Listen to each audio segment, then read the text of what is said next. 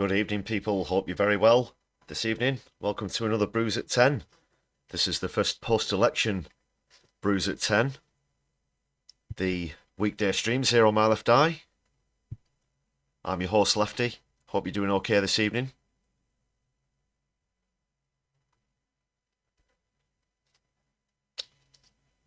Yeah, a very warm welcome to you all.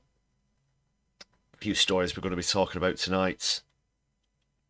Lord David Cameron has stepped down. There's been a Tory reshuffle following the disaster that was what happened to the Tories. In terms of numbers, it wasn't so much of a disaster in terms of it being a bad thing. I'm very glad to see the back of them. I'm sure you are. I'm sure you are as well. Just bear with me.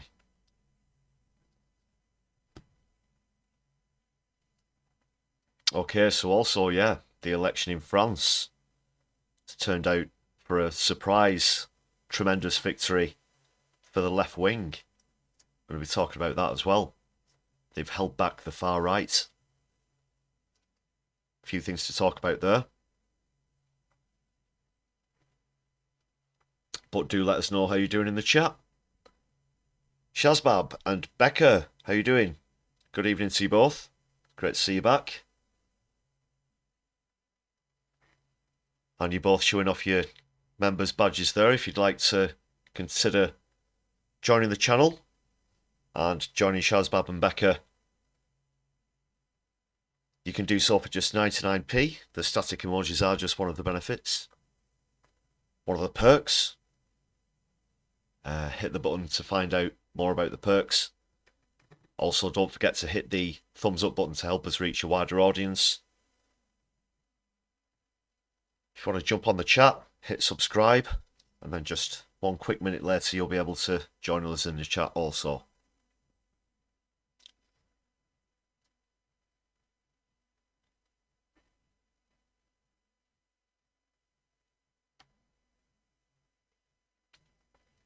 And yeah, speaking of channel memberships, as usual, let's start off by paying homage to existing members. So if you see your name on this list, thanks for your continued support on the channel.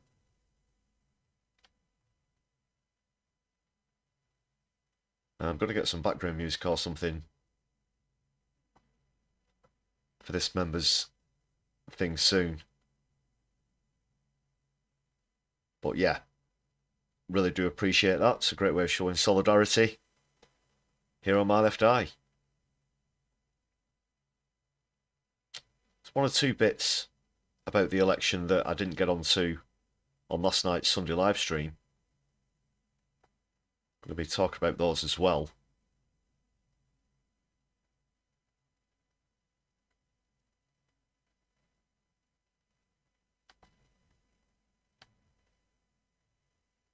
But first of all, yeah, we will have a comedy clip. You'll have to excuse me for reusing the one that I used at the end of last night's stream.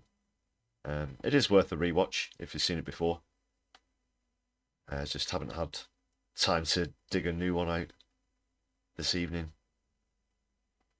I have been working on a couple of videos coming up.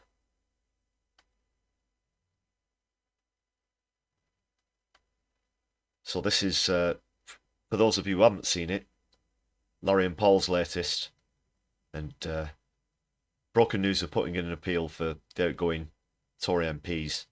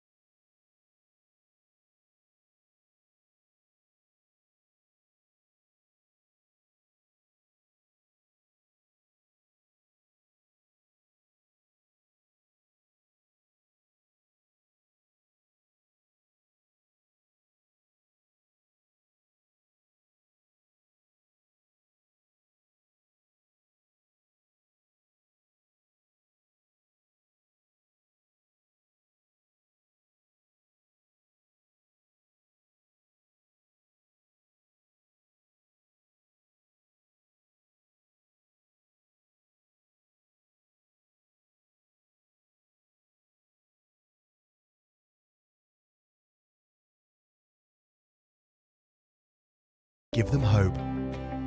We are appealing to private equity firms, multinational banks and lobbying cartels to create roles in their organisations for these unemployed politicians.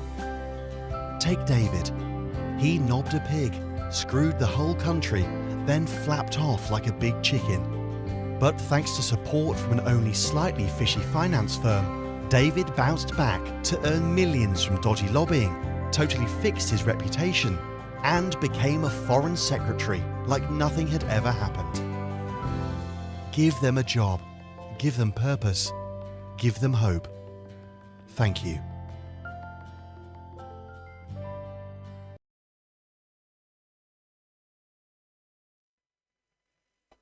That's Laurie and Paul, the latest one from them, if you've not seen it before. And they are worth checking out as well. Also, just quickly want to say, we'll be raiding into Helena's No Justice channel. After this stream, I've got that set up as well. Big shout out to Helena. She's done raids and shout outs for the channel a few times. Just want to show solidarity with No Justice.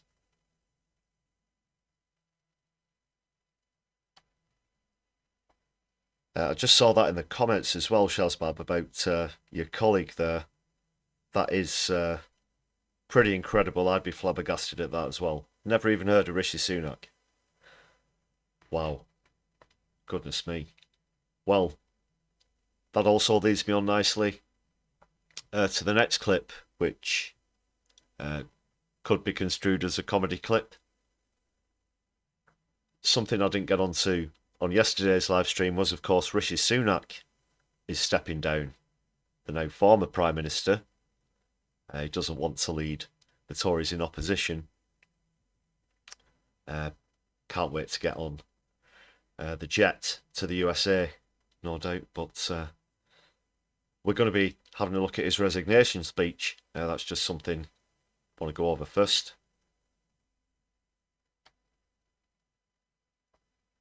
A popcorn moment, perhaps.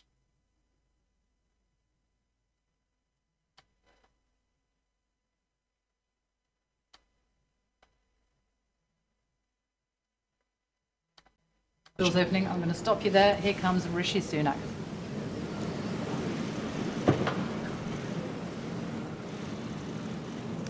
Good morning. I will shortly be seeing His Majesty the King to offer my resignation as Prime Minister. To the country, I would like to say first and foremost, I am sorry. I have given this job my all, but you have sent a clear signal that the government of the United Kingdom must change, and yours is the only judgment that matters. I have heard your anger, your disappointment, and I take responsibility for this loss. Only at that moment did he take the hint.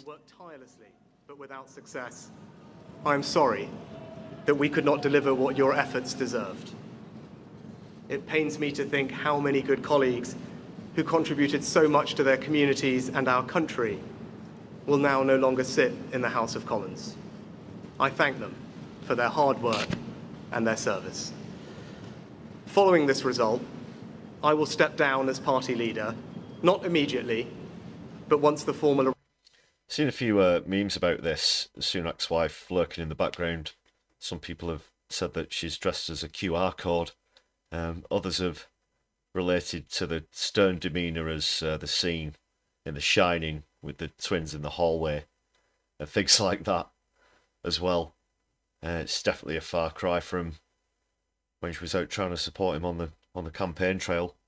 If you remember that cringe-inducing video from last year, I think it was, or earlier this year. Arrangements for selecting my successor are in place. It is important that after 14 years in government, the Conservative Party rebuilds, but also that it takes up its crucial role in opposition professionally and effectively. When I first stood here as your Prime Minister, I told you the most important task I had was to return stability to our economy. Inflation is back to target, mortgage rates are falling, and growth has returned. We have enhanced our standing in the world, rebuilding relations with allies, leading global efforts to support Ukraine, and becoming the home of new generation of transformative technologies. And our United Kingdom is stronger too, with the Windsor Framework, devolution restored in Northern Ireland, and our union strengthened. I'm still trying to wedge in a little party political broadcast, even in the face of an astounding defeat there, Sunak. And it is very rich. You're right, Becca, the rich arsehole that he is. But I do bring this up in the video I'm working on at the moment. Why does someone as wealthy as Sunak want a 100k a year job? That is simply put to increase his personal and family fortune by hundreds of millions of pounds, if not billions, with things like fossil fuel licenses. Don't forget, Sunak got his money by betting the right way during the financial crash. He's a former hedge fund manager, and £100,000 a year job to him would be a pittance. There's only one reason why he wanted it in the first place, and it wasn't to benefit working people. Spoiler alert. proud of those achievements. I believe this country is safer, stronger, and more secure than it was 20 months ago. And it is more prosperous, fairer, and resilient than it was in 2010. Whilst he has been my political opponent, Sir Keir Starmer will shortly become our Prime Minister. In this job, his successes will be all our successors, and I wish him and his family well. Whatever our disagreements in this campaign, he is a decent, public-spirited man who I respect. He and his family deserve the very best of our understanding as they make the huge transition to their new lives behind this door, and as he grapples with this most demanding of jobs in an increasingly unstable world. I'd like to thank my colleagues, my cabinet, the civil service, especially here in Downing Street, the team at Chequers, my staff, CCHQ, but most of all, I'd like to express my gratitude to my wife Akshata and our beautiful daughters. I can never thank them enough for the sacrifices they have made so that I might serve our country. One of the most remarkable things about Britain is just how unremarkable it is that 2 generations after my grandparents came here with little, I could become Prime Minister. And launch a campaign of xenophobia based on the jumped up issue of immigration. Yes, how mightily proud they might be. Warm welcome to Brett James in the chat. Good evening to you, hope you're well. We're just checking out the Sunak's exit speech here.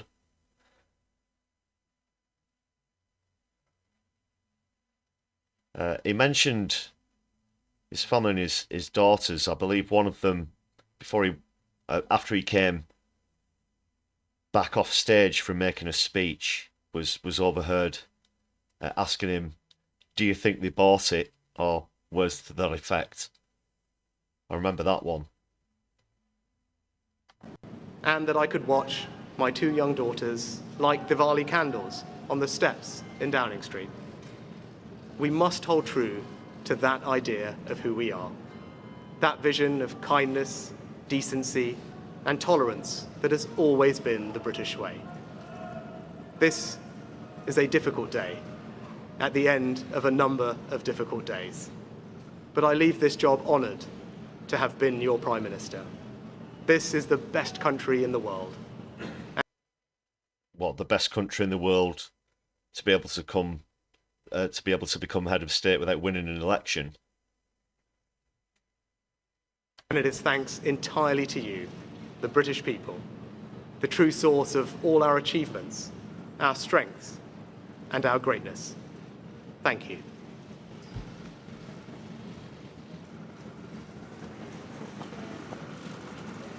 Right, off he goes. Get the jet and/or helicopter started.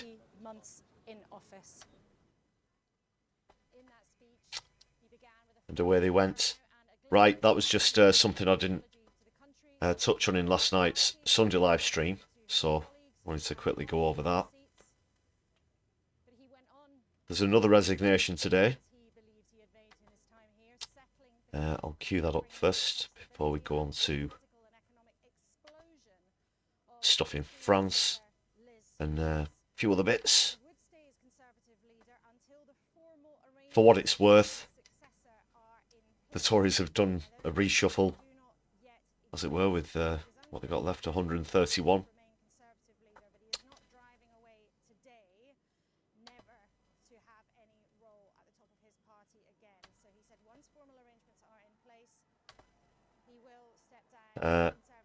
And David Cameron has stepped down, apparently, to sort of make way for someone they're obviously a bit thin on the ground in terms of numbers now.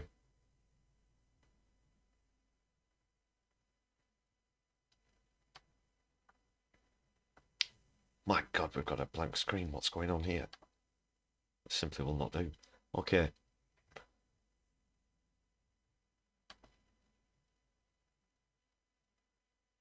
And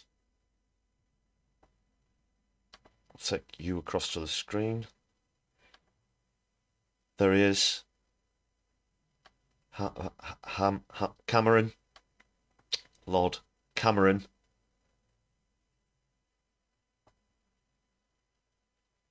So 12 members of his top team, inverted commas, top team, lost the seats at the general election.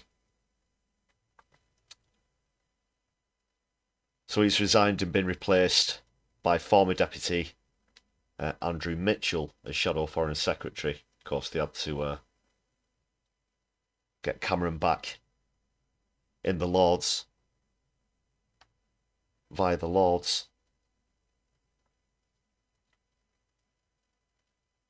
Richard Holden's also resigned as party chairman after what he described as a very tough set of results, and is replaced by former Economic Secretary to the Treasury, Richard Fuller, as interim chairman.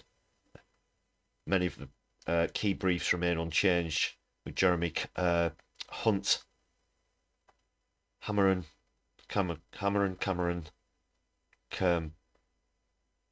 Hunt, right, yeah. Get my C's and my H's mixed up sometimes, you see. So he's Shadow Chancellor now, and James Cleverly is Shadow Home Secretary. I thought Cleverly had lost his seat, actually. There's been so many. This election has been a whirlwind of information. A few bits get lost here and there. But no, he didn't, and now he's Shadow Home Secretary.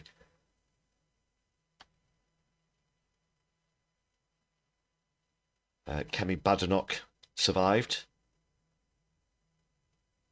Shadow Secretary of State for Levelling Up, Housing and Communities. Gove stood down. Of course, didn't want to take his medicine. Same with Hancock. That's one of the disappointments I've mentioned briefly before. You know, the fact that so many stood down and didn't take what was coming to them. I think out of all of those that did, Matt Hancock is probably the one I wanted to see actually being removed in an election. Gove would be pretty high up there as well. Gillian Keegan lost a seat, so Damien Hines has replaced her. Penny Mordaunt, of course, old Penny. Old Penny One Clap lost a seat. Obviously now there's going to be a leadership challenge. Prior to the election, when things weren't going well for Sunak, there were rumours that Penny might be putting in a leadership challenge. That's not going to happen now, obviously. She's no longer a member of Parliament.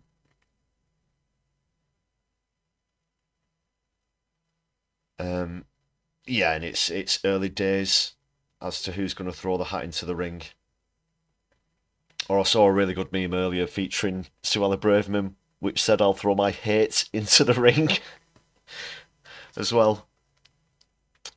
So yeah, I think she's possibly a more likely contender. Suella Braverman, I'd say, even though it's early days. I would have thought Gove might have had another stab at it, but he's obviously stood down.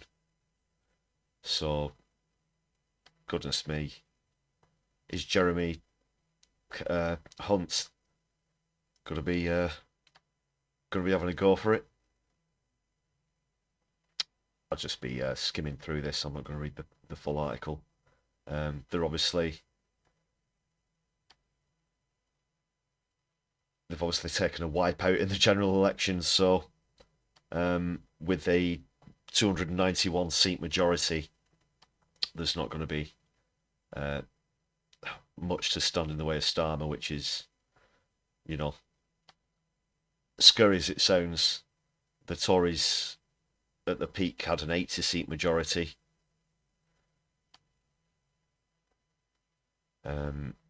I'd do in the video and I did on the live stream go into why first past the post isn't a great metric of votes to seats, etc. But that's a whole other topic. I won't get distracted with that. I think there was just something else quickly in UK politics. Oh, of course. Yeah, Rachel Reeves has been out and tried to set her plans out. She's tried to lay her stall out for what she's going to do. And I've not actually seen the full speech. I've seen a few excerpts and a few responses to it on social media. And comments in official outlet posts as well, for example. But apparently it wasn't good listening. Very contradictory. It's, well, here you can see in the headline here. She begins push to recruit 6,500 new teachers, as if there's just some sort of magic teacher factory. It takes a great deal of time, and the same goes with nurses, doctors, etc. You know, these are skilled professions, of course, but she's said time and time again that there's not going to be any money left for investment.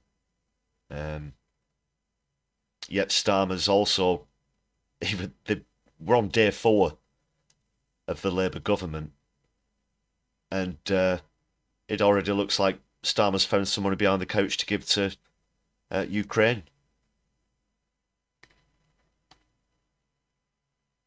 But when, and we're going to have plenty of this over the next 5 years, whenever it's going to be brought up how they're going to fund this, they don't want to have to admit that there's just going to be more austerity. So they'll jump through hoops in interviews to try and avoid that topic at every turn. Okay, so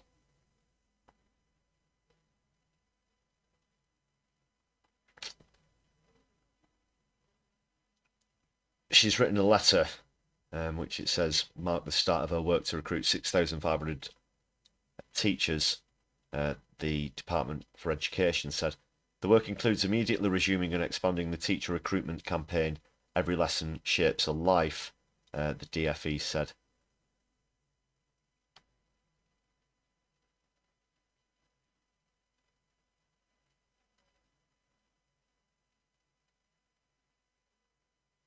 That's what the Education Secretary had to say. I don't have any clips of that Rachel Reeves speech that I mentioned, but we'll probably be bringing that up on the next Brews at 10.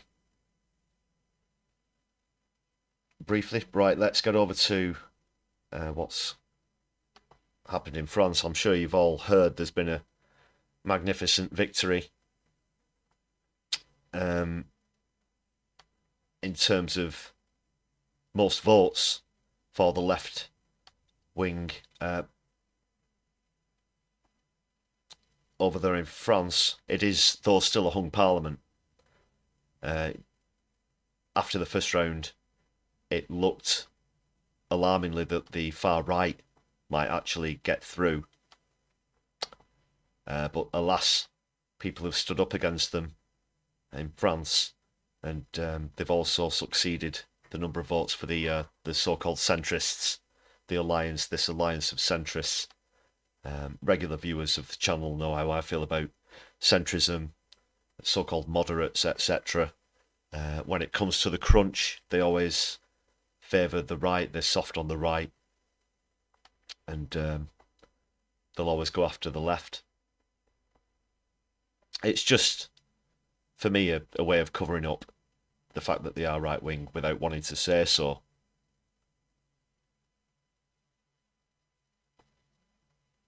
So obviously it's not all done and dusted. This is a hung parliament, but the main thing is that the far right, led by Marine Le Pen, were forced into third place. And there's, let's just have a quick look at these scenes of jubilation and stunned silence. It says this is just a reaction to the exit poll, not the actual result itself.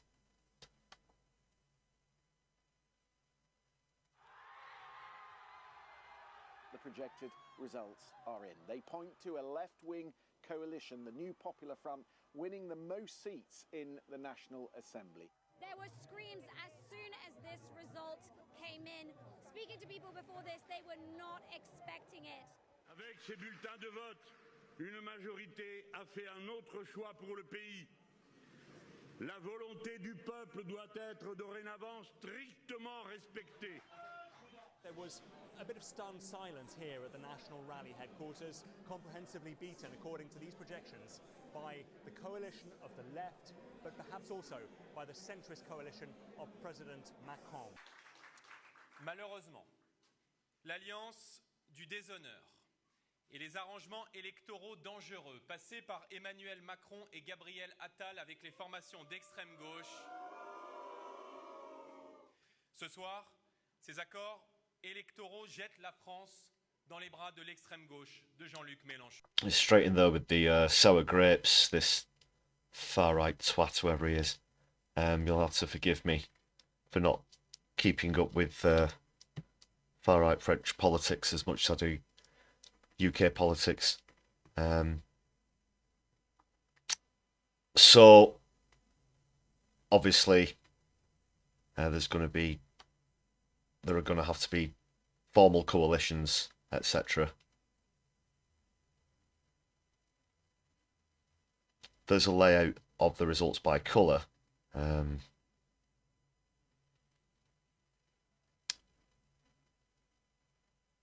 There's another one in another article. Sorry, I've not got that up at the moment, but it shows a clear three-way, almost a three-way exact split between those top three parties / coalitions.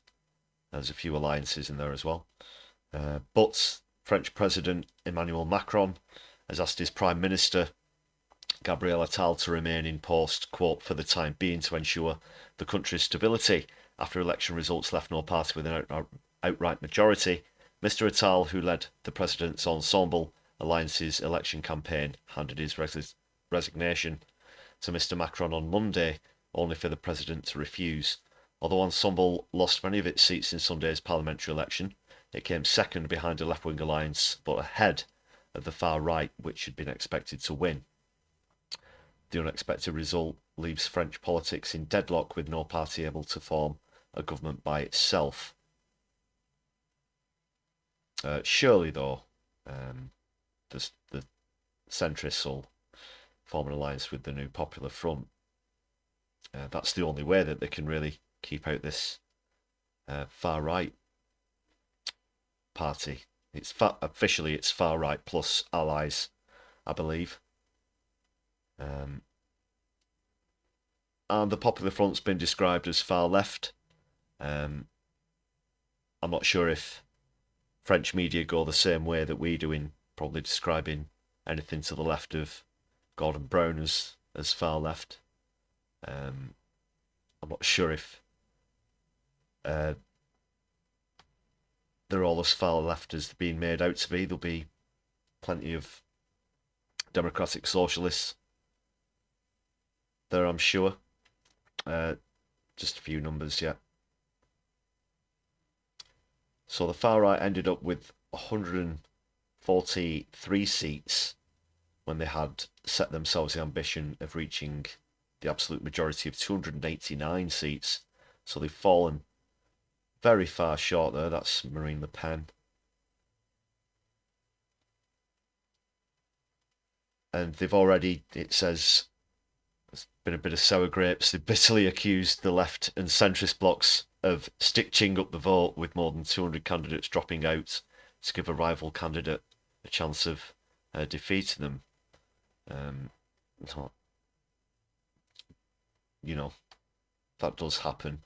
It looks like there's been some what you call tactical voting there and tactical stepping down.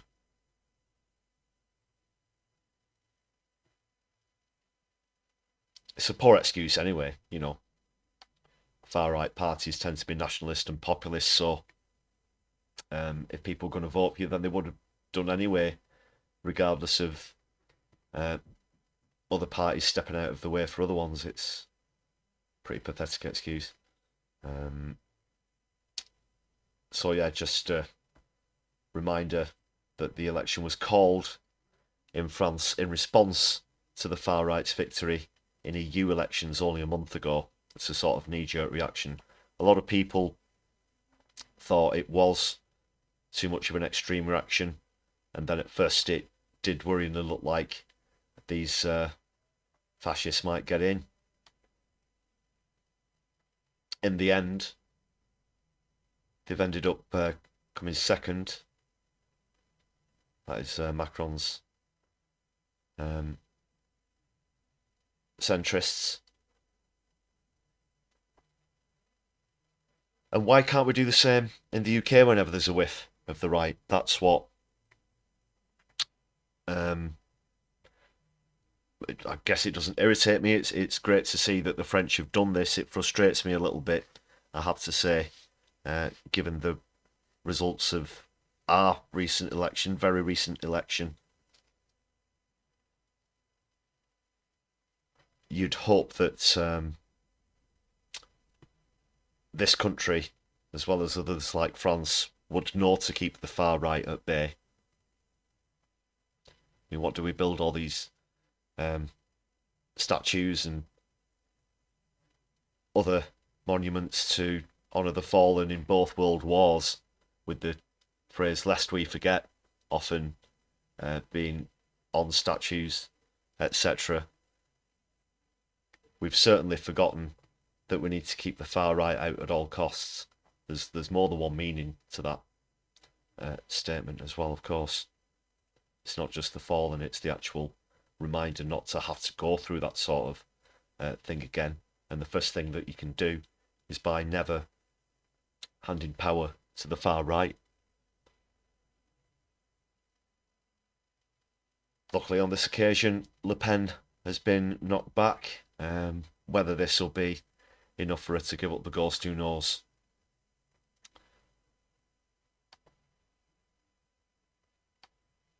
Also, for now, obviously, this is sort of a deadlock, but the left-wing party have been saying that they would instantly, almost immediately, I think they said within a fortnight, they would recognise the state of Palestine. Interestingly enough, over here in the UK, we've only had 4 days of a Labour government, and Starmer's already hinted that he's going to be stalling, delaying, which essentially means possibly never going through with recognising a Palestinian state, which I find to be pretty worrying, disappointing. I would almost go as far as to say sickening.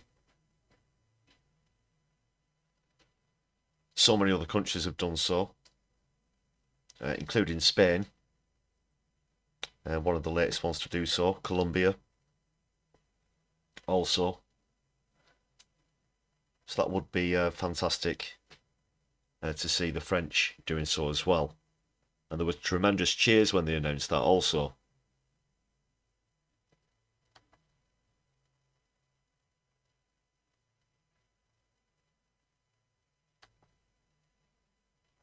I'm just going to check out some of your comments while I'll remind everybody to make sure that you've hit the thumbs up button. Please do. Help us get around the old interweb a bit more.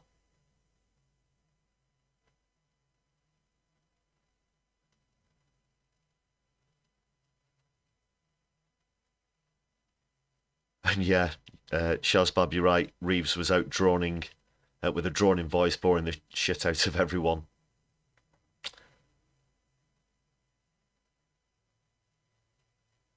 And again, yeah, Becky, you're right there about the perseverance with austerity. People won't vote for them again, and we're already struggling enough. Well, after the election on Thursday, that's been the outcome of that. There'll be more cuts. You know, I'm worried about the NHS. I'm worried about climate. I think Ed Miliband's already tried to say a few things on climate, but we know what Starmer has been like before on U-turns on policies and things like this. I think we're in for a lot of that. More of the same. More of the same. So that's it from France. Try and keep an eye on that as well, of course.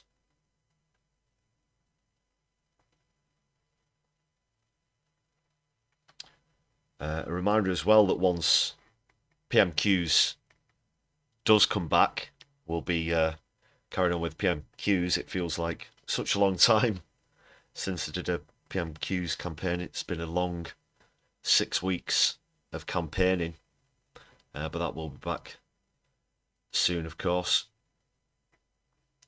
Trying to do as many weeknight streams at 10 PM as possible here on Brews at 10. So please do hit the notification bell, and then you won't miss out on those.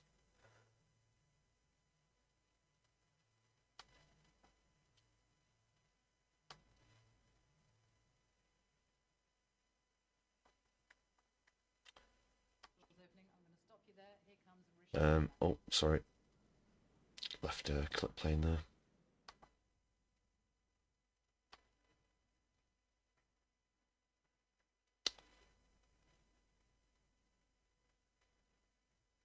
Yeah, what was it? Not this one on for a while. Just while we're on about Reeves already. Oh, also, I saw another. There was an article and a picture pointing out the sort of excitement in her eyes, like the sheer pleasure in her eyes as she announced that she's not going to be able to find any more money for schools and hospitals. You know, God knows what's going on in here. Yeah, we've not had this one for a while.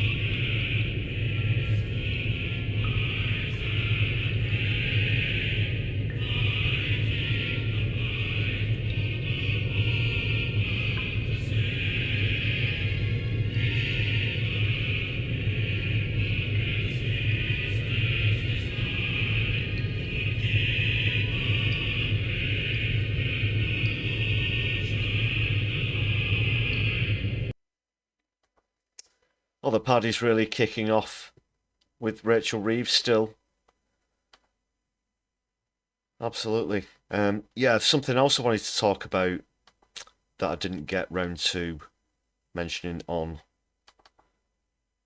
the stream yesterday was, I'll just see if I can get this in. I hope it's in the right format. It might not be. I've got a list here. So obviously, it's great that the Greens got 4 seats, you know, after they got the first seat in 2010 and been on 1 seat ever since. So that's a really fantastic I know what I can do. Just bear with me. Let's get it up a different way.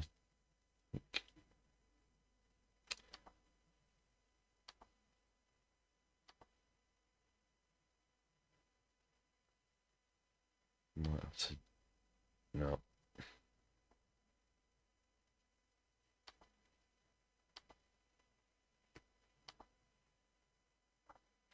Sorry, it's in the wrong format.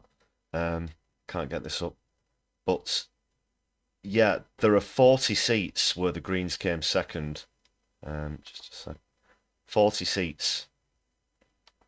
That's massive. So things could have been a lot different. Obviously, they would have been closer in some than others with these seats. But I'm just looking at. I'm sorry, I can't share this list with you now.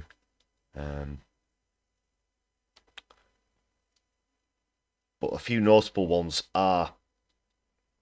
I did predict a collapse for the Labour vote as well as obviously the Tory vote. The Tories never really get in around Merseyside, especially Liverpool.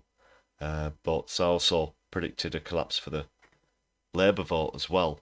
And the Greens came second in Liverpool, Riverside, Liverpool, Wavertree, also in Manchester Central, Rusholme as well, Manchester Withington. They did win Bristol Central, but get this, they came second in Bristol East, Bristol North East, Bristol North West, and Bristol South. That's incredible as well. So a whole area, well, a whole city there as well, where they came second and won. Wolfpet, good evening to you. Hope you're well this evening. Great to see you. 3 of the Sheffield seats as well are where the Tories? No, the Greens came second. The Tories would have got obliterated, I imagine. So yeah, Sheffield Brightside, Hillsborough, Sheffield Central and Sheffield Heeley. They also just came second in Birkenhead. That was one of the 5 that I predicted. The only one of the 5 where they didn't win, they came second. I will get the full list to you. I think it's going to be brought up in an upcoming video as well. But just one more quick point. Sorry, I know I'm describing a list to you here. You can't actually see it. It's better if you can see it. But also Lewisham. They came second in Lewisham East, Lewisham North, Lewisham West and East Dulwich as well. And also Hackney, Nottingham, multiple seats there. So it could have been different. That's 40 seats. And they won 4. So things could have turned out quite a bit differently. You gotta be fucking kidding. No, I'm not. And come 2029, hopefully people might realise, you know, I'm sure that they'll be sick of Starmer just as much as they were sick of the Tories. And perhaps the real realisation that people should be voting against the 3 main parties will filter down into most of public consciousness. It doesn't look to have done so much at this election. Most people have just been concerned with it not saying Tory or Conservative Party, whatever, in charge.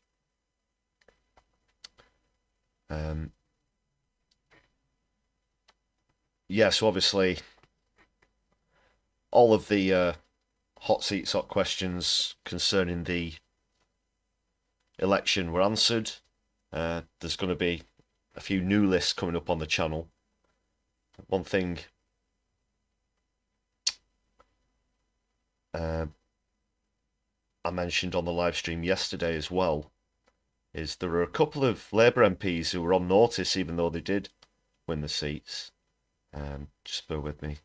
I think I'll still have some of this up from yesterday.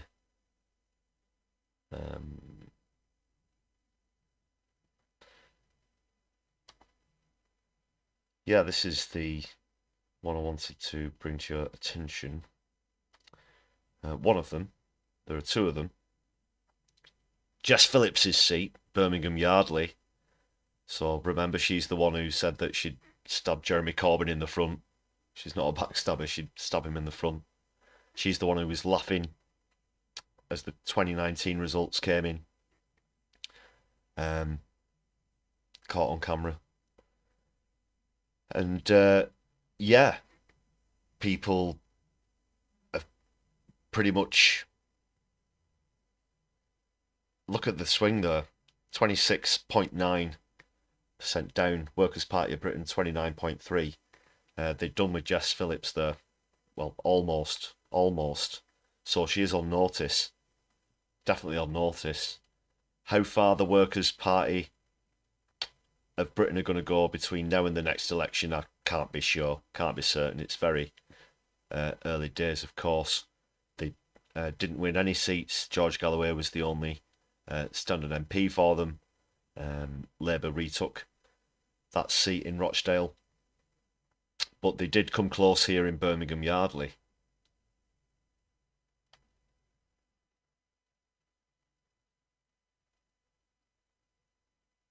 So there's going to be a list of seats where the Labour MPs are on notice. There's another one. Just let me take a look here. I think I've still got it. It's from Wesley's constituency, Ilford North. Shut up, Wesley. I've not got it here, but he's the other one on the notice list. He, get this, won his seat by just 500 votes after a fantastic campaign by Liam Mohammed, who was standing as an independent. So the current health secretary is on a seat where he has just a majority of 500.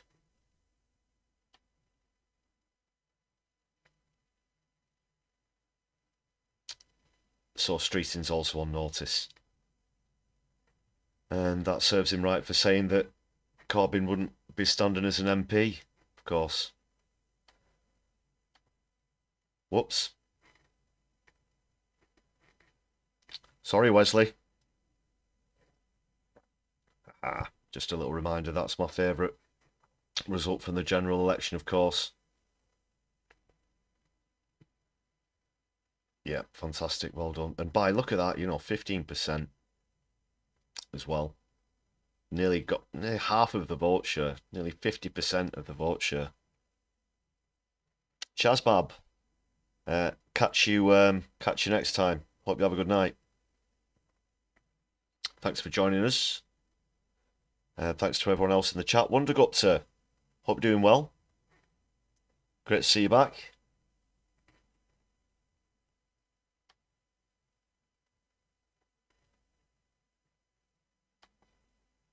So, what were we?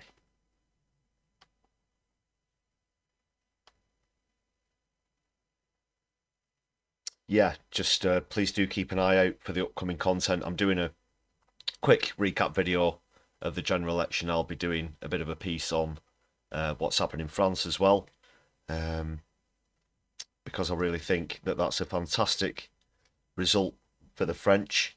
I'm almost jealous. I'm almost jealous that the population have done such a fantastic thing in solidarity, and I believe that they're all singing the Internationale in large areas of the crowds that gathered in cities to celebrate this. It often seems that we're a far cry from seeing those sort of scenes here in the UK in terms of election results, but the thing is, you've got to be hopeful, and there are a lot of positives to take out of our results, as I said last night, and I'll be touching on those in the upcoming videos as well.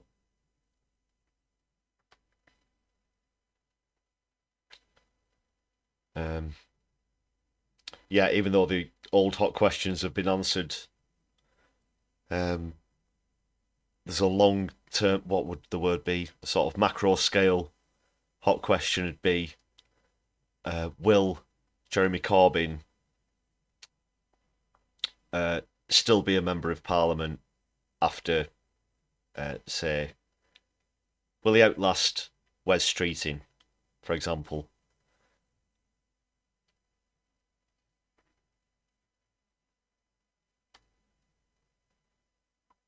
I guess that'd be the icing on cake, or maybe Starmer. Because obviously we're talking about a long way down the road here, but it's quite clear that the people of Islington will always stand behind Jeremy Corbyn. And there are now, well, there might be some olive branches coming out. Who knows that he might get the whip restored after this. I'm not sure he'd accept that, Corbyn. But in the long term, if he would outlast Starmer or Wesley, shut up Wesley, Wesley Streeting, then yeah, that'd be more icing on the cake.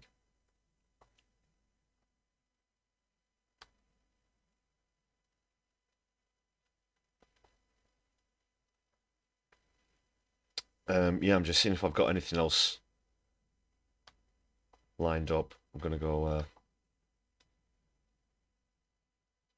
just back out. Of course, yeah, just quickly.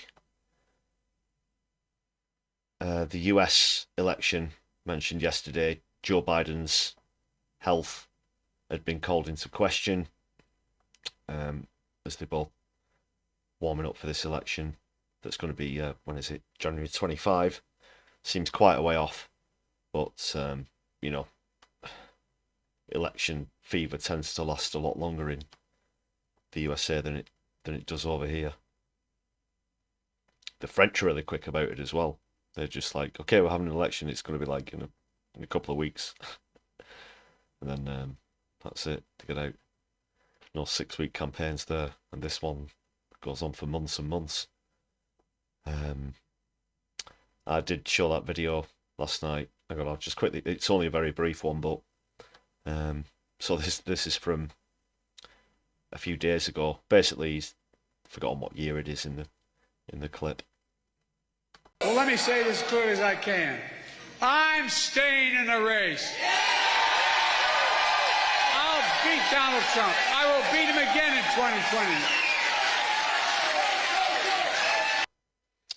He'll beat him again in 2020. He says he's got a time machine, and let's just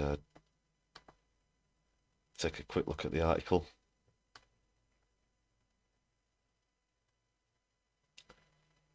You're not through there? Oh, there we go.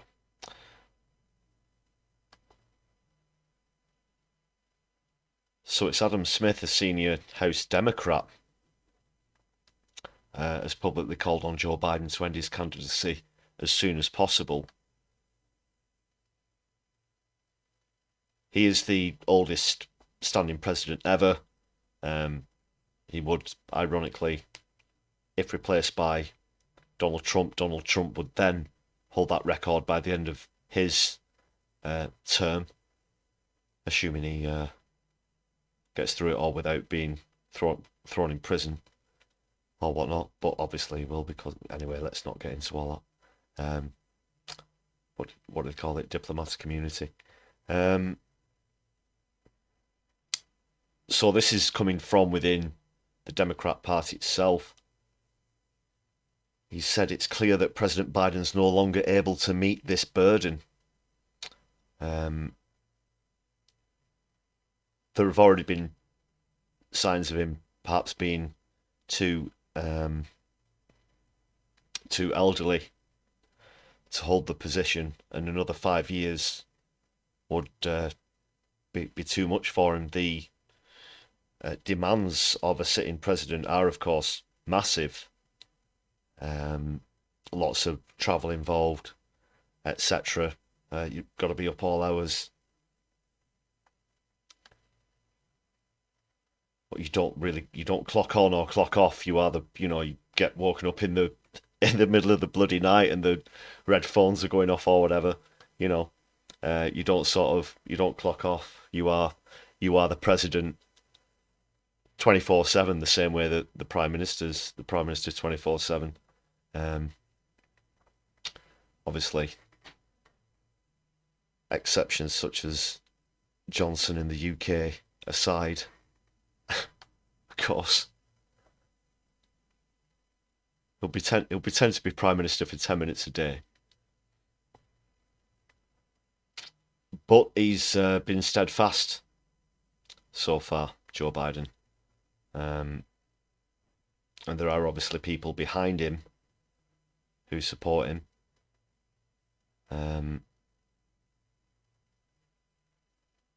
So there's a very young candidate there, 22-year-old Elijah Hooks, one of the youngest delegates from the DNC from Florida. He says that the debate performance was rocky, but we all make mistakes. I'm fully behind President Biden, adding that he would be open to other candidates, particularly Vice President Kamala Harris, only if Biden decides he no longer wants to be in the race. And Becca, you've just given a shout out for Kamala Harris. I noticed on the chat there as well. Perhaps she would be an improvement. They don't have, I mean, look at the choices that they have in America.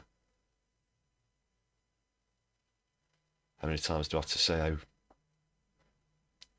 awful the voting system is, the candidacy, the way that they, you know, don't really have any straight choice in America. Also, Congresswoman Grace Meng of New York called on fellow Democrats to stop Trump by focusing on re-electing President Joe Biden and Vice President Kamala Harris. The thing is, if it is a health issue, and it could, you know, he's trying to be, I guess Biden's trying to be stubborn, or maybe it might be pride. These are serious problems, and we saw them happen in real time in the live debate, where he couldn't seem to keep up with what was going on whatsoever. So these aren't cleverly edited snippets or whatever to try and make things seem worse than they are.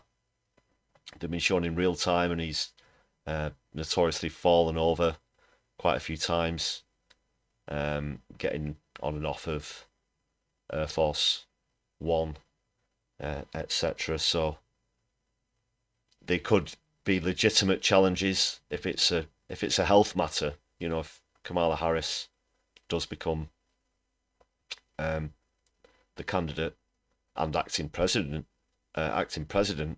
if he has to step down. What do you think? That's still a far way away, the actual US election itself. I do keep my left eye on it every now and then.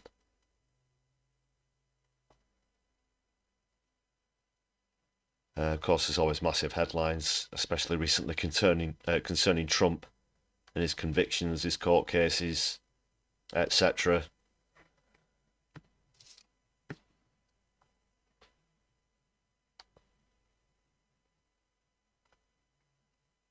Yeah, and he said in a letter, this is just finally on this in the letter, Biden has said he's firmly committed to running for re-election against Donald Trump, calls for speculation over his candidacy to end.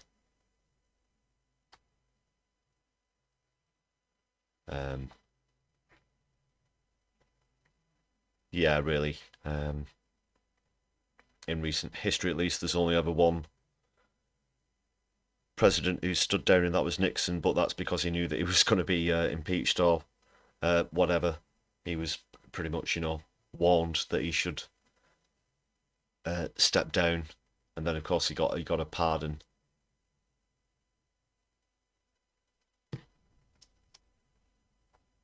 So that'd be unprecedented precedent, unprecedented precedence. Yeah, that's the one.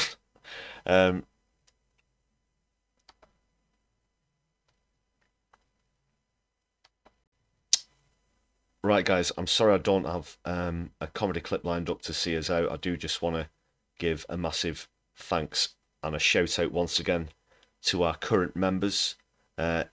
If you'd like to join this list, if you're not already a member, you can check out some of the perks. It's just 99p. There are some great perks to enjoy. Also, if you're watching on a replay, please do consider using Super Thanks. We've also got the Buy Me a Coffee page if you want to check out the link for that in the description of this stream and the channel. So you can add your name to this list of wonderful people who've shown solidarity with the membership. Also, a special thanks to those who've gifted other viewers with a membership recently as well. That's just about going to do it from me for this evening. Thanks a lot for joining me, everybody. Andy Carter, just want to give a quick shout out to you for joining late. No problem. You can just scroll back to the beginning and watch and catch up. Great to see you this evening, though. Very warm welcome back to you. Hope you just about caught your name on there, Andy. I can see you showing off one of your static emoji member badges as well. You do get different static emojis depending on how long you've been a member for, just to point that out to anyone who's watching, who's not decided to support the channel yet, but I know you're going to hit that join button and check out the perks. So that's, just about going to do it from me for this evening. You've been wonderful. Thanks for being cordial and everything in the chat. It's been great to see you all coming back. Tara Wondergupta, hope you're well, fellow Northerner. Although from where you are, you might refer to me as a Southerner, maybe. Who knows? And I'll be back with you on another Brews at 10 during the week. Keep your eye out, hit the notification bell, and I will see you on the next one. Take care, everybody. My Lefty, I'll be seeing you soon.